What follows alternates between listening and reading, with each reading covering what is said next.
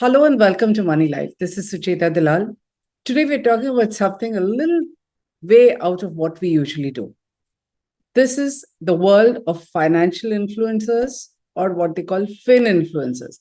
Now, I think everybody on social media today understands who influencers are.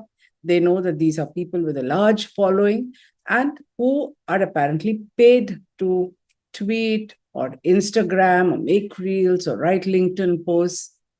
Question is, what happens when a social media influencer puts out an opinion which is paid for and may not be genuine? This question is becoming increasingly difficult to answer, and it affects all of us, troubles us, because there's widespread suspicion today about which post, thought, opinion is genuine and which one is paid for. So what happens is, on the one hand, you have people, these large number of millions of followers who blindly trust the opinion of an influencer who may be saying something only because they've been paid money to say so. On the other hand, a genuine researched article, a research paper, or a view is viewed at with great suspicion because people think everybody is an influencer and nobody does anything unless they've been paid for. All of us have got our moral compass so badly screwed that we need to wade through these issues. But in order to do that, we need to understand who are these influencers and what exactly are we dealing with. So the reason why I'm handling this time is that someone I came to me and said they had done a sting operation to say how influencers, and in this case, a particular group of influencers talking about financial services, acted. Now, before we go into that, let's look at who are influencers. In the past, it used to be movie stars, cricketers, or people who were well known for very significant achievements. So people used to follow them. We got influenced by their opinion, whether it is about movies or about cricket and techniques, maybe, or issues like health and whatever, politics, history. We looked for expertise. Later, anybody who posted nice, fun, engaging content, TikTok reels, anything that entertained us, attracted a large number of followers. So the minute a person has large number of followers, then the corporate offers start coming in. People are paying them money. They're saying, why don't you slip in something, say something nice about us and earn more money? Most people fall for it. Who doesn't want to get monetized the time that they spend having fun? It's a great life, isn't it? Now, the lines between genuine and promoted content, like I said, are completely blurred. But what happens in the financial space? You can be badly misled. You can lose your shirt. You can lose your savings. So clearly, financial regulators are worried. They have punished somebody already, and they are looking at regulation. The Securities and Exchange Board of India has said, we are working on it. Nothing has come out as yet. You need to establish ethical boundaries for influencers because in the absence of rules, nobody bothers. It's fair game to say anything about anything as long as the money is good. Apart from SEBI, which is still working on the rules, the Ministry of Corporate Affairs and the Advertising Standards Council, actually working together, have already established their own set of rules in 2021. These have drawn some clear boundaries and responsibilities of influencers. They have some rules, but most of it does not apply to the financial space. And we're looking today at whether this works in the financial space at all. So why did this sting operation happen? Because the digital marketing agency was apparently irritated enough at the lack of ethics among influencers. They had been paying them, and then soon enough, those guys go, and after a campaign is over, they've collected their money, are quite happy to embark on a new campaign for a rival company. So they decided to look at whether there are any ethical boundaries at all. Again, like I said, before we go into it, let's look at what this means in terms of money. I must confess that I was pretty stunned at the kind of incomes we are talking about. Top influencers earn substantial amounts of money, large enough for them to throw all ethical considerations to the winds. It's a lucrative occupation, just as some people call themselves independent directors and have turned it into a career to be on the boards of companies. But at least independent directors have to appear for a test these days and are bound by a lot of rules that govern listed companies or even unlisted ones. Financial influencers or fin influencers, on the other hand, could be as young as 20-year-olds. They have no truck with any kind of regulation. They're just out of college. They know nothing about compliance requirements of corporate houses. What they know is the social media, how it works, how to get likes, how to get followers, how to make something viral. And this is a money spinning opportunity. And guess what? Large companies are willing to tap their knowledge and use them to create teams of people who, for want of a better word, are called influencers or fin influencers, and incentivize them to sell their own products.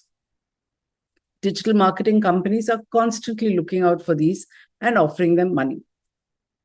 The flip side, like I said, is you pocket hefty fees for a specific campaign. And once it's over, your 2 months or 10 tweets or couple of posts, and then you are free to take a rival, because that's how the money kicks in. Now, I learned a little bit from these people about how virality works. We think that it's just the engaging content. So I hear that some people have created, so they are on a particular platform. They have a private WhatsApp group, which could have anywhere between 100 to 800 members. Obviously, they share the spoils because nobody's going to do it otherwise. These members, the minute there's a post, all create engagements, positive narratives, expand the reach, click, post, share, everything that is aimed at making the post viral. And obviously, money is collected maybe by one person or a group, and I'm pretty sure there's a back-end sharing. This technique can be used for straightforward product promotion. But what happens when it is used for dubious cryptos, Ponzi schemes, multi-level marketing schemes, or outright fraudulent schemes? Don't all of you every single day hear of someone who saw something on social media, who saw something from credible people, put in their money, they said they're going to get high returns or double their money in 6 weeks, and then they've lost it. So then they come to people like us and say, you investigated, without remembering that when you were putting in your money, didn't it raise any red flags or question marks about high returns? This happens because you can be influenced by influencers. So let's look at how this sting worked. What this digital company did, the stingers, as I'm going to call them, they created a fictitious digital marketing company. So that they had a fictitious name, they had a fictitious email ID.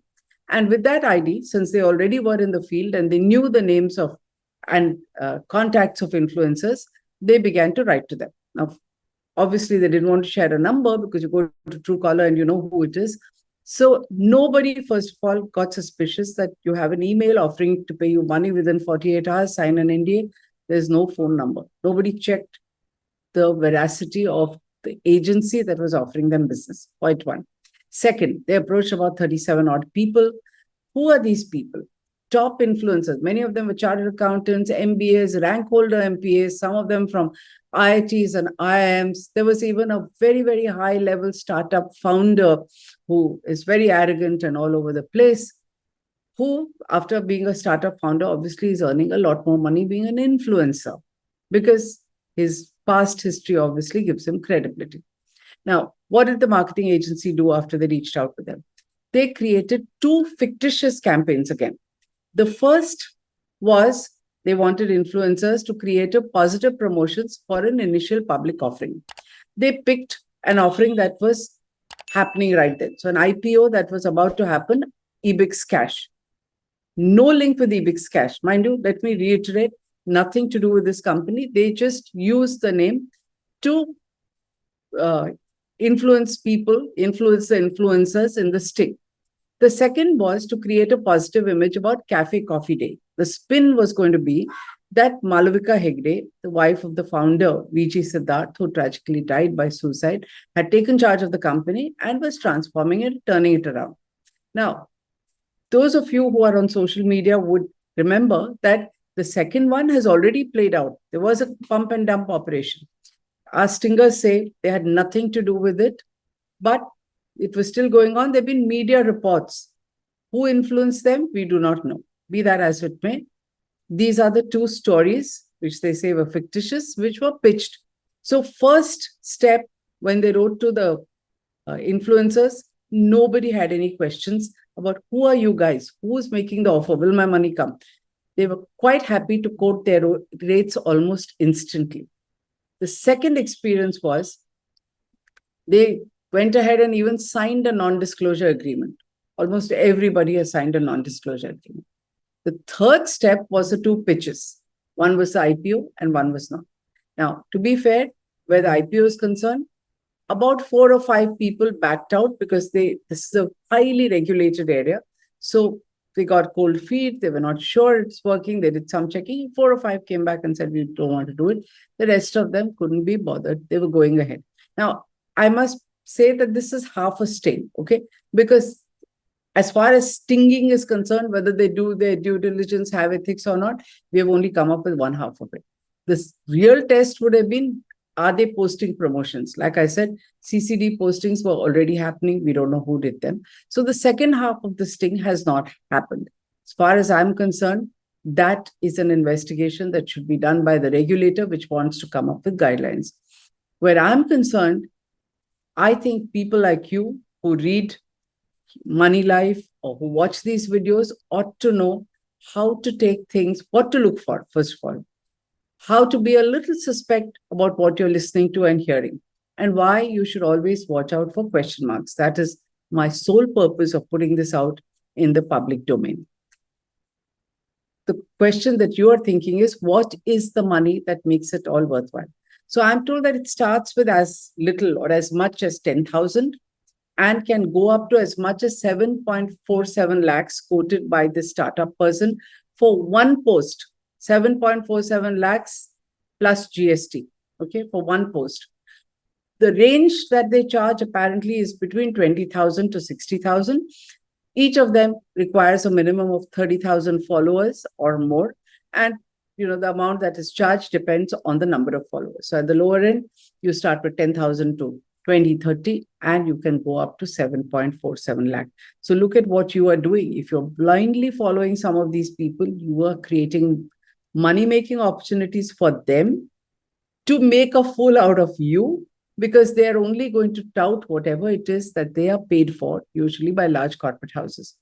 There are lots of different levels of payment in between. Someone is charging 4 lakhs, someone is charging 2 lakhs. Everybody is willing to sell their view for a price.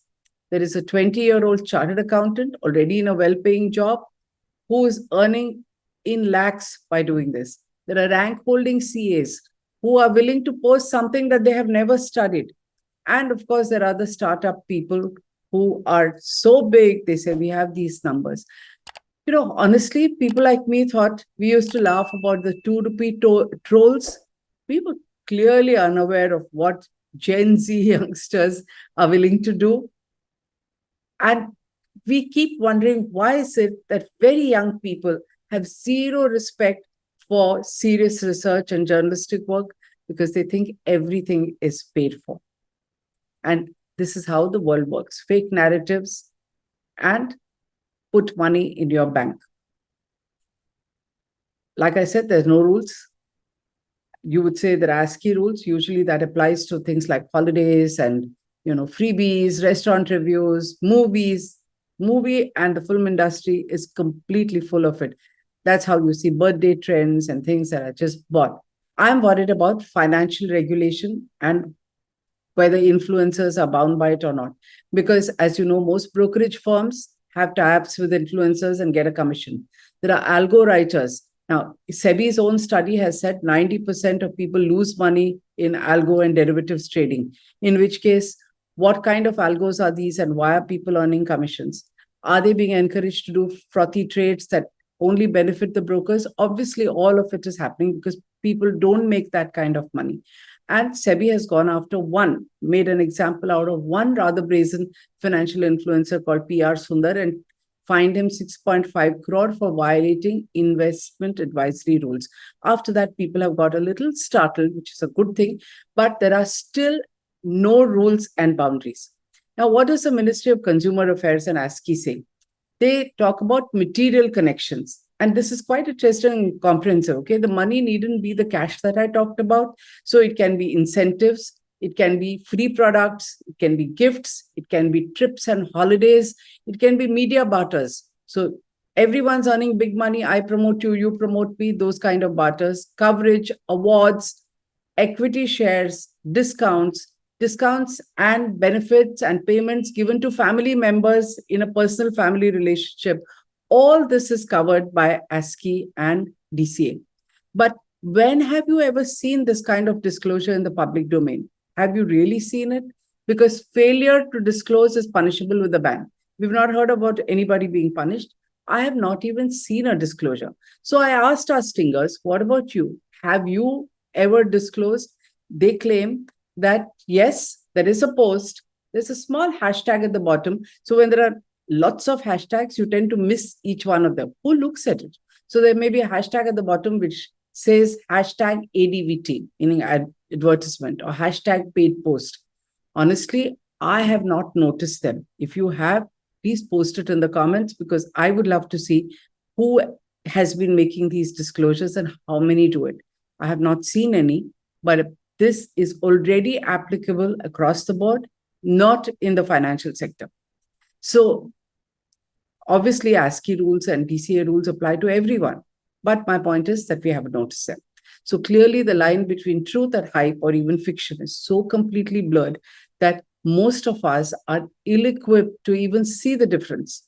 We don't know if a set of regulations by SEBI is actually going to lead to a dramatic difference, but at least there is a set of rules. So one bunch of people will want to remain ethical, and the rest of them do things with the knowledge that if caught, they're going to be punished and will stay within the rules. So rules are really required, and we hope that SEBI takes this thing forward. I'm willing to share the information with them, investigates in depth, and comes up with sensible, workable rules that put, if nothing else, if not the fear of God, the fear of being caught among people who are only concerned with money and have no ethical compass.